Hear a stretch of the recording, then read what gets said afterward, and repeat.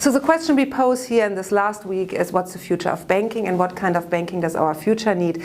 And the first argument we made in the previous clip is the public debate is very much focused on the risks and the negative externalities of banks, and what we hope with this course to accomplish is to put on the table the question, what's the potential of banks and what type of banks do we need in order to address these challenges that we face as societies?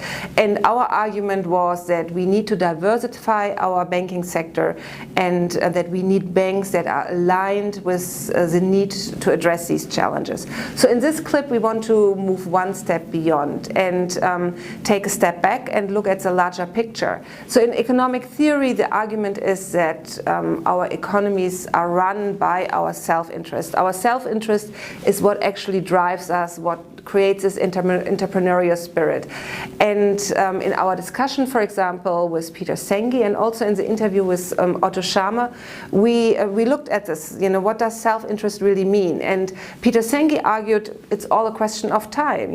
Does your self-interest end next week or in a month, or does it include actually the well-being of your family, of your children, maybe even your grandchildren? So this can really change your decision making. And Otto Scharmer added another point to this discussion when he said a lot of companies that he's working with use more and more qualitative aspects in their decision-making process. And that's driven by also consumers, and it's also driven by people who take a larger perspective, and the well-being of society and the quality of nature becomes part of their self-interest. So we looked at examples of running shoes. Do you want to buy running shoes where you know that child labor was part of the production process, or do you want to buy meat where you know that a high level of antibiotics were part of the production process in this meat?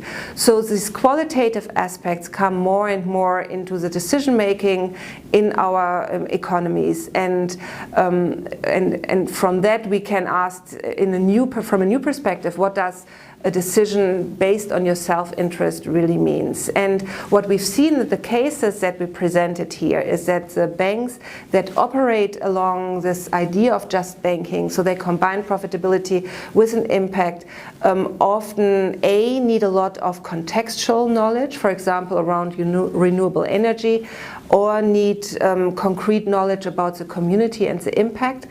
And the bankers need a different type of skill set, and that's what we often see. So it's not just about checking off boxes, but the decision-making process is an evaluation where the banker really needs, the just banker needs to step into different perspective and develop the capacity to look at the problem from different angles, and that takes different leadership skills, and that takes different individual skills.